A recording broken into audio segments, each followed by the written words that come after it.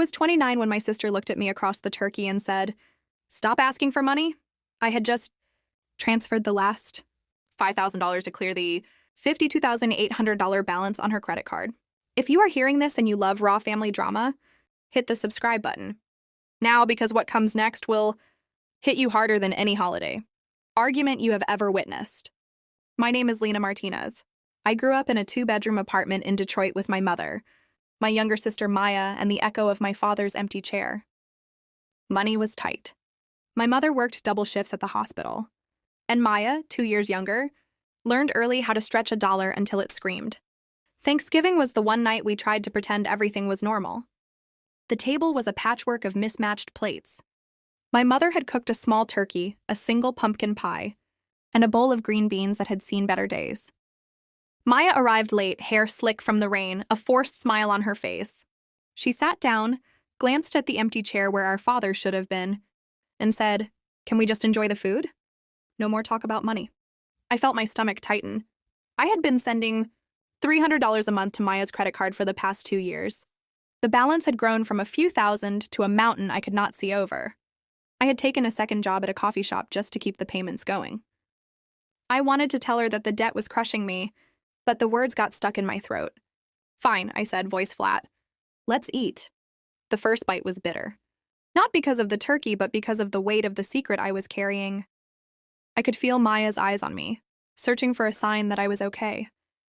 I forced a smile and tried to laugh at my mother's joke about the turkey being extra crispy. Inside, my heart was racing. After dinner, the dishes were piled high.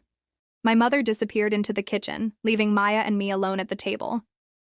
Maya reached for the last slice of pie, then stopped. "Lena, I need to talk to you," she said, voice low. I braced myself. "What about?" She looked down at her hands. I got a job. It's not enough. The credit card? It's getting worse." I felt a cold sweat break on my forehead. "How much?" She whispered, $52,800. The room seemed to tilt. I had been paying a fraction of that each month, never knowing the full amount. I felt my chest squeeze, a panic rising like a tide. "Maya, why didn't you tell me?" She shook her head. I was ashamed. I thought I could handle it. I didn't want to ruin Thanksgiving. My mind raced. I thought about the extra shifts, the late nights, the sacrifices I had made. I thought about the fear of losing my apartment, of not being able to pay my own bills. I felt a surge of anger, but also a deep, aching love for my sister. "We'll figure it out," I said, though I had no idea how.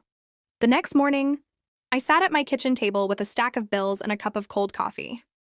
My phone buzzed with a message from Maya. "Can you send $500? I'm at the limit again." I stared at the screen, feeling the weight of the numbers. My bank account was already in the red. I felt a knot of anxiety tighten. I could not keep doing this. I called my mother. "Mom, we need to talk about Maya's debt." She sighed, tired. "Lena, we have been through this before. She always promises to pay us back. I don't know what else to do."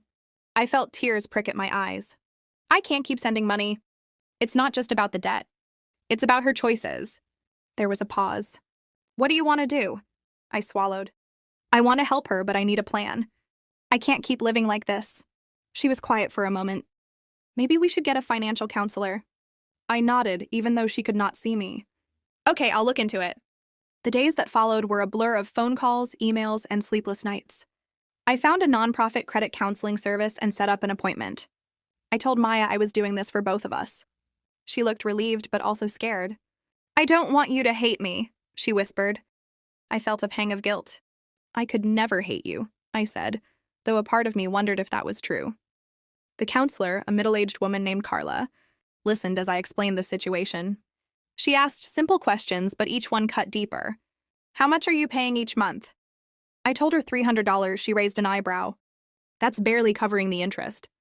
"You are digging a deeper hole." I felt my throat tighten. "What can we do?" She handed me a worksheet. "We need to negotiate with the credit card company.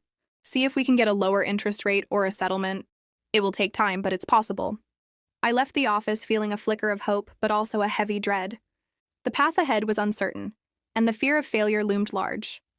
That night, I lay in bed, the ceiling fan humming above me. I could hear Maya's soft breathing from the next room. I wondered if I was being selfish, if I was enabling her, if I was setting a dangerous precedent. The anxiety gnawed at me, a constant whisper that I was not enough. The next day, I received an email from Maya's credit card company. The subject line read, "Urgent, account in default." My heart jumped. I opened the email and saw a notice that the balance had reached $53,000 and that legal action was being considered. I felt my world tilt again. "Maya," I texted, "we need to talk." She replied, "I'm sorry, Lena, I didn't mean for it to get this bad." I stared at the screen, feeling a mix of anger, fear, and a strange calm. I knew I had to take action, but I did not know what that action would be. I called Carla back. "The credit card company is threatening legal action. What do we do?" She was quiet for a moment. "We can try to negotiate a settlement, but we need to act fast. I can send you the paperwork, but you need to be prepared for the consequences." I felt a cold knot in my stomach. "What kind of consequences?" She hesitated. "If they decide to sue, they could go after your wages, your assets." I swallowed. "Okay, send it." The paperwork arrived a few days later. A thick envelope stamped with the credit card company's logo. I opened it with trembling hands. The letter demanded payment of $5,218 within 30 days, or they would file a lawsuit. I felt a surge of panic. I could not pay that. I could not let my mother lose her home because of my sister's debt. I felt trapped, like a rat in a maze with no exit. I went to Maya's room that night. She was sitting on her bed, eyes red from crying. "Lena, I'm so sorry," she said, voice shaking. I sat down beside her. "Maya, we need a plan. We can't keep doing this."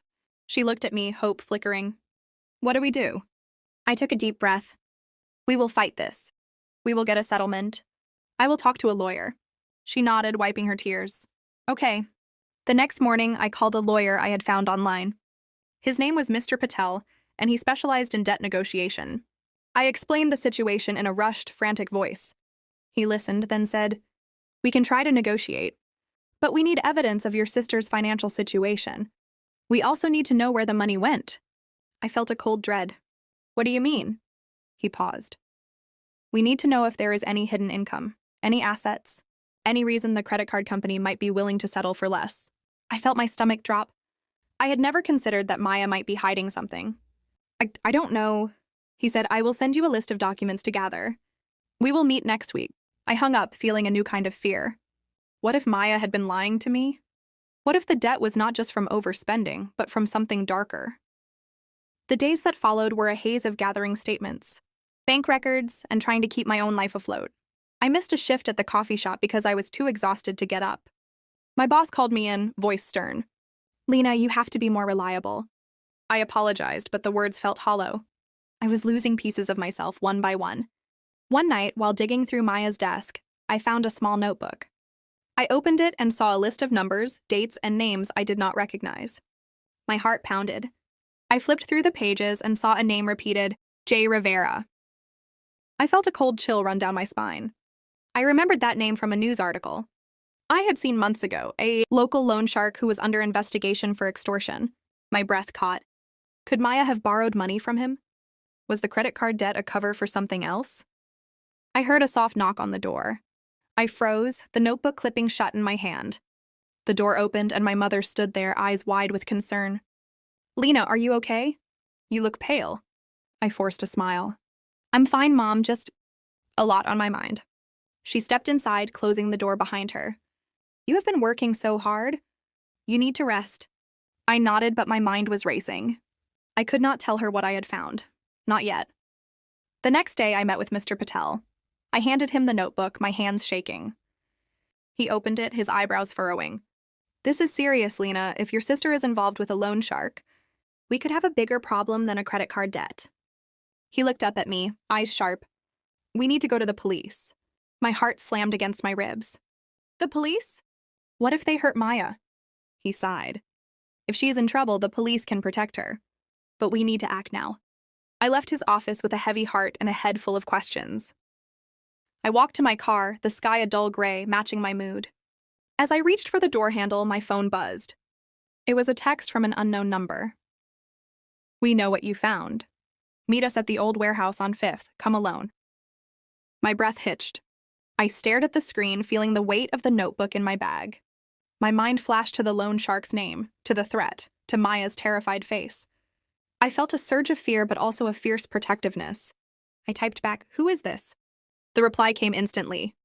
"You know who we are. Meet us tonight. 9 p.m., don't bring anyone." My hands trembled as I put the phone back in my pocket.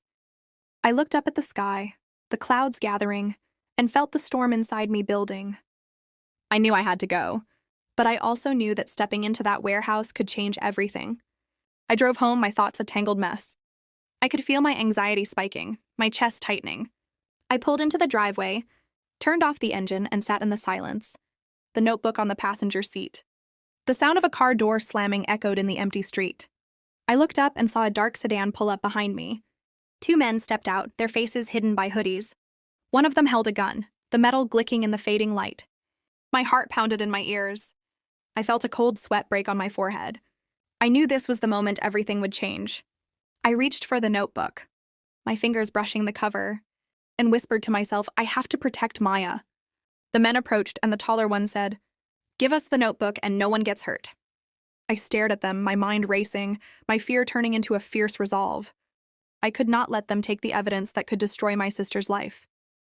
Just as I was about to speak, the sound of sirens wailed in the distance, growing louder by the second. The men froze, eyes darting toward the noise. I felt a surge of adrenaline. This was my chance. I opened the notebook, ready to hand it over, when the front door of my house burst open.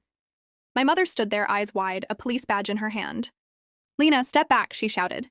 "We have a warrant." The men turned, confusion flashing across their faces.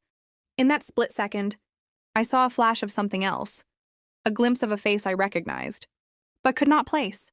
The scene froze and the screen went black. I thought the night would end with a gun pointed at my head. Instead, it ended with a truth that shattered everything. If you are still watching, hit the subscribe button now because the next few minutes will change the way you think about family, debt, and revenge.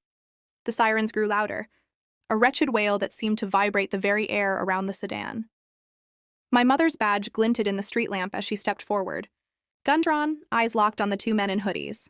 "Police, drop the weapon!" she shouted. The taller man hesitated, the gun trembling in his hand. The other reached for his own weapon. But the sound of a second set of sirens, this time, from the opposite direction, made him think twice. He lowered his gun, hands rising in surrender. My heart hammered so hard I could hear it over the chaos. I clenched the notebook tighter, feeling the paper bite into my palm. "Mom?" I whispered, voice shaking. She didn't look at me. Her gaze was fixed on the men, on the badge, on the scene she had just walked into. "Lena, get behind me," she ordered, voice firm despite the tremor I could hear. I stumbled back, the notebook falling to the pavement with a soft thud. The pages fluttered open, exposing the scribbled names and numbers. One of the officers bent down, picked it up, and flipped through it. His eyes widened. "This is it," he muttered. Rivera's ledger. The name hit me like a brick. Rivera, the loan shark from the news. The man whose name Maya had written over and over. My mind raced. "Detective Ramirez," my mother said, flashing her badge. "We've been tracking this ring for months. You're under arrest for extortion, illegal lending, and attempted murder." The men were handcuffed, their faces now exposed. The taller one spat on the ground. "You think this ends here? We have people everywhere." My mother's eyes flicked to me, a flash of something, relief, fear, maybe a hint of pride. "Lena, we need to talk." We sat in the back of a police cruiser, the notebook open on my lap. The streetlights painted the interior in a strobe of blue and red. My mother, whose name I now knew was Detective Elena Martinez, took a deep breath. "You have been living a nightmare," she said. "I never wanted you to know any of this." I stared at the badge on her chest, at the uniform that had been a stranger's skin just hours before. "You're a cop?" She nodded. "I joined the force after your father left. I thought I could protect you from the outside, but I never imagined it would come to this." The realization hit me like a wave. All those nights I thought my mother was just a tired nurse. All those times she came home late, smelling of antiseptic. She had been chasing leads, building a case against Rivera's operation. "I was trying to keep you safe," she said, voice cracking. When I saw the ledger, I knew we had the evidence to take him down. I never thought it would involve Maya. My throat tightened. "Maya. She's in trouble, isn't she?" Elena's eyes softened. She borrowed from Rivera to pay off the credit card. She thought she could handle it, but the interest stacked. And when she couldn't pay, he threatened her. She didn't tell anyone because she was ashamed. I felt a surge of anger, but also a crushing guilt. I had been sending money, trying to fix a problem I didn't fully understand. "Why didn't you tell me?" I asked, voice barely a whisper. She looked away. "I thought I could handle it on my own. I didn't want to drag you into something dangerous." The cruiser's radio crackled, a voice reporting that the suspects were in custody. The night was finally quiet, but the storm inside me raged on. The next morning, the news was saturated with the story. Headlines read, "Local loan shark ring busted. Family at the center of the storm." Reporters swarmed the house, cameras flashing. My mother stood beside me, her badge shining, her arm around my shoulders. "Lena, you have been incredibly brave," a reporter said. Microphone thrust toward me. I stared at the camera, the faces of my neighbors reflected in the lens. "I just wanted to protect my sister," I said, voice steady. "I never imagined it would lead to this." The segment cut to a clip of Maya, handcuffed, being led away. Her eyes met mine for a brief second, a mixture of shame and relief. I felt a pang in my chest, a mix of sorrow and something else, relief that the truth was out. The legal process moved fast. Rivera's operation was dismantled, his assets frozen. The credit card company agreed to a settlement. They would forgive the $52,800 debt in exchange for the ledger and testimony against Rivera. The settlement also included a payment to the victims' fund, which would go to the community center my mother had helped start years ago. Maya's charges were reduced to a misdemeanor for fraud. She would serve community service and have to repay a fraction of the debt through a payment plan. The judge ordered her to attend financial counseling, something she had avoided for years. I watched the courtroom scene from the back, feeling numb. The revenge I had imagined taking the money and throwing it in their faces had turned into something far more complicated. The system had taken its pound of flesh, but it had also given me a chance to rebuild. Weeks later, I stood in the empty kitchen of the house I had grown up in. The walls were stripped of the cheap wallpaper. The floorboards sanded down to the wood beneath. My mother was there, hands covered in dust, a paintbrush in her grip. "We're turning this into a shelter," she said, gesturing to the space. A place for kids like us who had nowhere to go. I looked around, the sunlight streaming through the cracked windows, and felt a flicker of something I hadn't felt in years: hope. "Mom," I said, "I want to be part of this. I want to use what happened to help others." She smiled, a tired but genuine smile. "You already are, Lena. You saved a whole community by exposing Rivera. You saved Maya from a life of fear." I nodded, the weight of the past month settling into my bones, but also a new resolve forming. The final twist came a month later, when I received a sealed envelope addressed to me. Inside was a handwritten note from Maya, dated a week after her arrest. "Lena, I never meant for any of this to happen. I was desperate, and I made a terrible choice. I thought I could fix it on my own, but I only made it worse. I am sorry for the pain I caused you and Mom. I hope you can find it in your heart to forgive me. I am going to a rehab program for my gambling addiction. I don't expect anything from you, but I wanted you to know the truth." Maya. My eyes welled up. The final piece of the puzzle fell into place. Maya's debt wasn't just about overspending. It was about a hidden addiction that had driven her to the loan shark. The revenge I had sought exposing her in the criminal network had also exposed my own blind spots, my own enabling. I folded the note, placed it in the drawer with the photograph of my grandfather, and felt a strange peace. The revenge was not a single act of vengeance.